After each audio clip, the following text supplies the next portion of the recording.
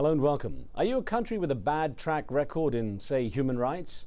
Do you want a better image in the USA? Have you got a few $100,000 to spend? Then you might want to talk to a political lobbyist. These are influential and connected people or firms who work the keys of power in Washington, D.C., and often the reason why nations who are regularly criticized by America for abuses continue to get so much aid money, both military or civilian. Every year, countries and rulers around the world pay millions to powerful American lobbyists to improve their political standing, organize conferences and meetings with U.S. officials, orchestrate support, and even plant friendly opinion pieces in the nation's major newspapers. How effective are the lobbyists and who do they work for? We'll explore that in this show. Now, don't forget, we take your questions and comments on this subject, and you can reach us at the numbers at the bottom of your screen.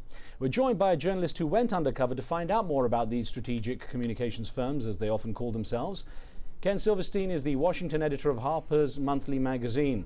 The July edition features his article, "Their Men in Washington, Undercover with DC's Lobbyists for Hire." Ken, welcome. Thank you.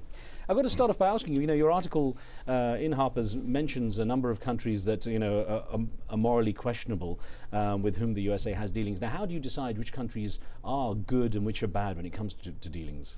Well, look, we could have picked any number of countries and we mulled over a variety of options.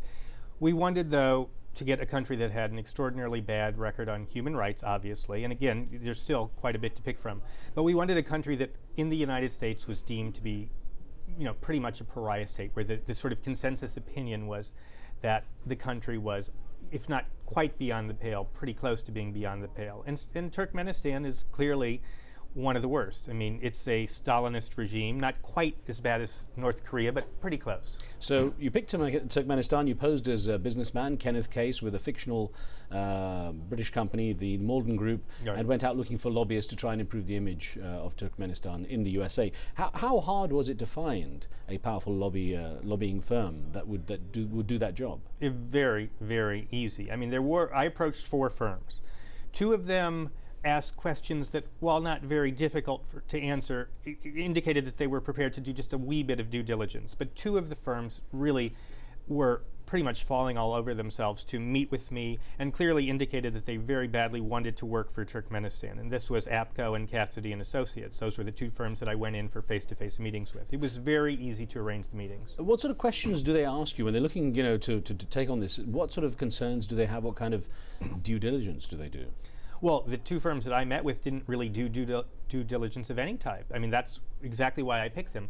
I mean, we did not set this up like, putting a wallet full of money in front of Boy Scouts. We really gave the firms every opportunity to opt out. We almost encouraged them to opt out. We picked Turkmenistan, one of the world's worst regimes. The Malden Group, as I described it, was a very shady, dubious, sleazy firm that was probably involved in the export of revenues into offshore accounts controlled by Turkmen authorities. I never said that, but if you do a Google search based on my description of the Malden Group, you would have had to have had a number of concerns about what this company was all about. And then I also said, oh, and by the way, I won't tell you really anything about the Malden Group or about me, because discretion is the very lifeblood of our operations. We're just not prepared to share information. And so, they said, fine, we'll sign confidentiality agreements. They did 0 due diligence. That's why I picked them.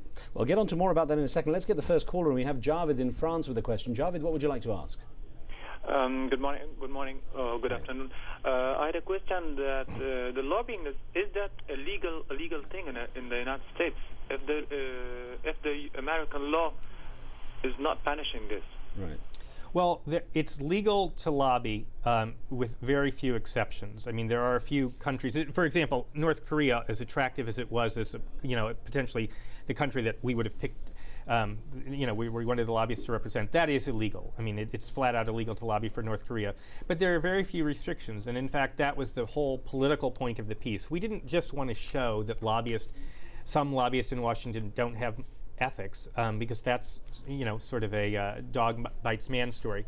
But we wanted to show that the rules that regulate the trade really are ineffective, and that lobbyists can get away very easily with sort of dubious practices, and they're able to manipulate political and public opinion. So there is something that needs to be fixed in the system here, because I know that there was the Foreign Agents Registration Act. That goes back to 1938. That's something that was established a while ago. It was put into place in 1938 because the Nazi regime had hired a very well-known American PR man named Ivy Lee to whitewash the image of the Nazi government.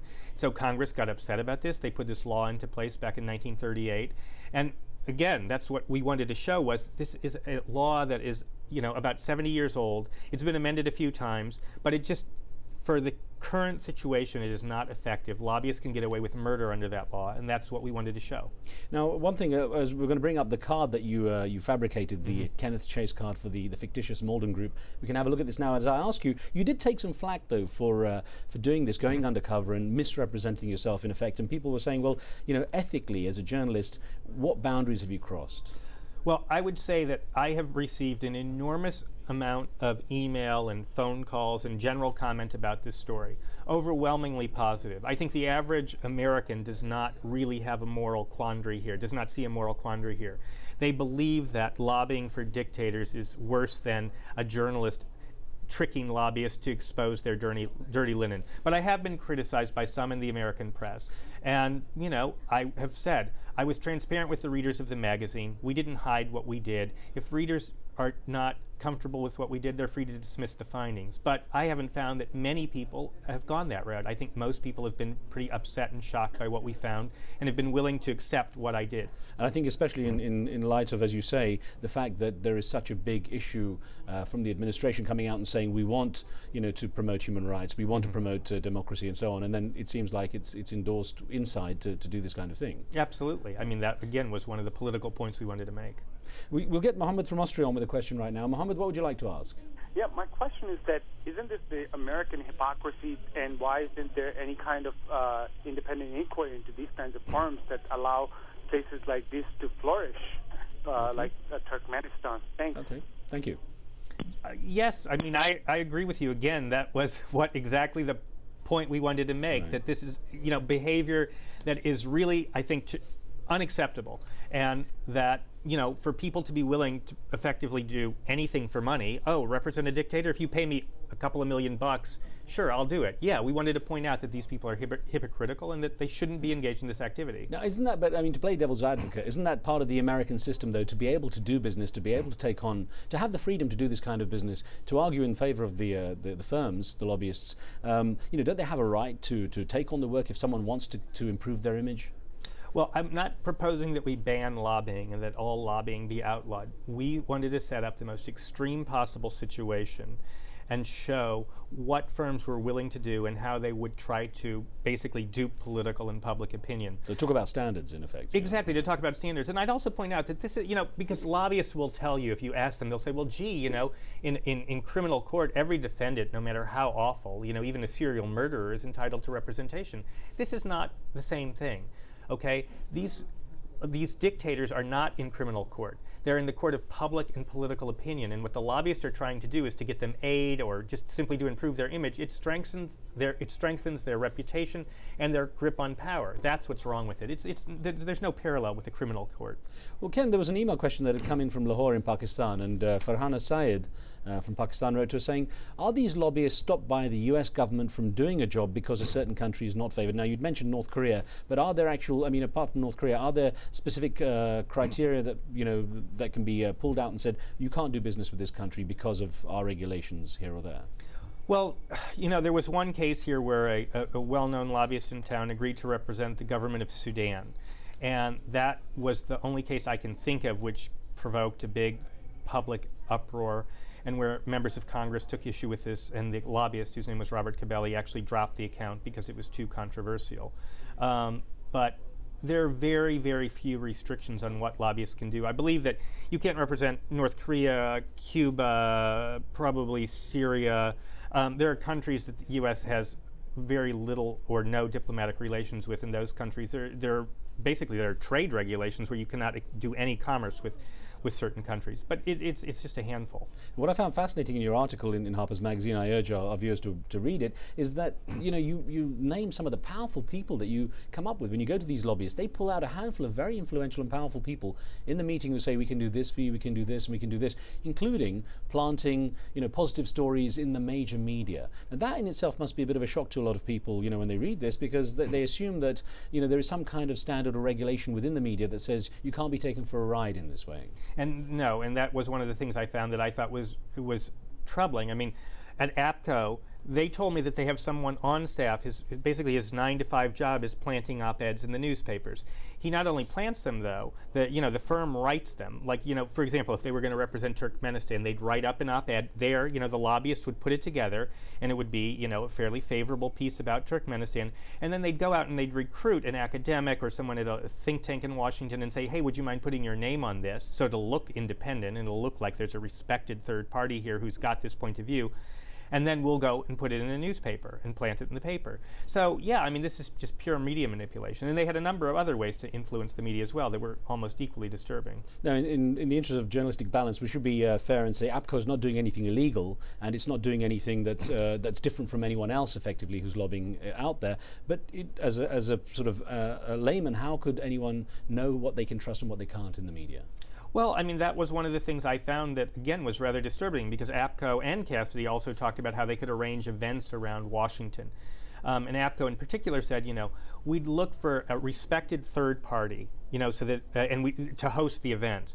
So it would look like an independent event. But in fact, we would control the agenda and we would control the speakers, so your message would get across. And they said, gee, it'll cost you $25,000, but we can put that together. And so you wonder how many of these events that you see every day in Washington that a think tank is sponsoring, or a newspaper, or any number of institutions. And now I go, I wonder how, was that something that spontaneously grew out of the interest of the think tank, or did a lobbyist approach them and ask them to put it on? Now, in your research, did you find any situations where the work of the lobbyist can be justified? It can.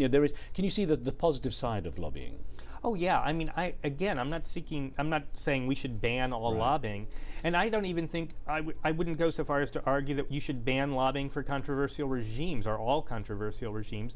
We set up the most extreme situation. I do think that if you combine a very rotten government with a shady firm like my fake firm, the Malden Group, and a demand for absolute confidentiality, and keep our secrets, I think that firms should do some due diligence, and I don't think that they should just blithely say, sure, we'll do it. $1.2 to $1.5 million a year. That's what Cassidy said it would cost me over 3 years. They said, I don't think that a $5 million contract should take precedence over, do we have a moral conscience? Should we actually be doing this? And that's what we were trying to expose. Now, one thing that did happen in the US not that long ago was lobbyist Jack Abramov was sent to jail for corruption of public officials and other charges. Now, how do you think that kind of case might change the way lobbyists work here? Well, that will really depend on Congress. I mean, Congress came in January and said, we're going to clean up town, the new Democratic Congress. And both the Senate and House have passed lobby reform bills. But they haven't actually been finalized, and so new rules haven't even gone into effect, and they were watered down along the way because lobbyists and other powerful interests sort of sought to push back and to ensure that the new language was weaker than political reformers would have liked. So it really remains to be seen how much this will change. I will say that for the lobbyists, they talked to me about the post-Abramoff climate, as they called it, both of the firms. And for them, it was not a question of we need to change our behavior. It was a question of we need to be more careful. And we can still try to pull strings, but we have to be a little bit more careful about how we do it. Now, having sort of moved to Washington in the last couple of years, I'm aware of how this is a town that is about lobbying and influence and relationships and so on. So from what I can see, lobbying is not going to change really, or it's not going to go away. It seems everyone is using lobbying as a way to get their goals achieved. So how do you suggest, what would you suggest as the next steps in trying to actually make this a more credible way of doing business in DC? Well, one obvious thing that I don't think this would fix the situation entirely, but certainly we need much more transparency. I mean, these firms need to provide a lot more information about what they do. I mean, the law right now requires them, and both of the firms I contacted sort of boasted about how little they'd have to disclose, and so that the Malden Group, my company, could fly under the radar screen. Nobody would really be paying attention because they didn't have to disclose much. They need to be forced to tell who they're meeting with, what they're saying, to give some more details about how they do their business. And certainly I do think the public has a right to know if an op-ed is in the newspaper and it's written by a lobbyist, well, probably it shouldn't be there in the first place, but at least the public has a right to know that it wasn't written by the man or woman whose name is on the piece, but it was written by a lobbyist. I mean, that's just wrong. I think there's a transparency issue that's, indisputable here that needs to be fixed. Now, I don't mean to be cynical, but you say that the public needs to know. Do you think the public really cares? Do you think it's something that they are aware does affect them in any way, does affect their tax dollars? Do you think the people, people who do read these things really care what's being said? You know what? Based on the reaction to my story, the number of comments I've gotten, emails, the number of interview requests I've gotten, I don't think people are so jaded that they don't care about this issue. And the other thing I'd say is that, Congress never fixes anything unless it's forced to because of a public outcry. And because of the public outcry after the Jack Abramoff scandal and other assorted lobbying-related scandals, Congress did feel compelled to say, we're going to try to get this right. We're going to try to fix things. So I don't think the public is entirely jaded about it. It may not be the most important issue on their agenda overall, but I think people are upset about it. Well, Ken Silverstein, thank you very much for coming in and talking with us, and good luck with your future projects too. Thank you very much.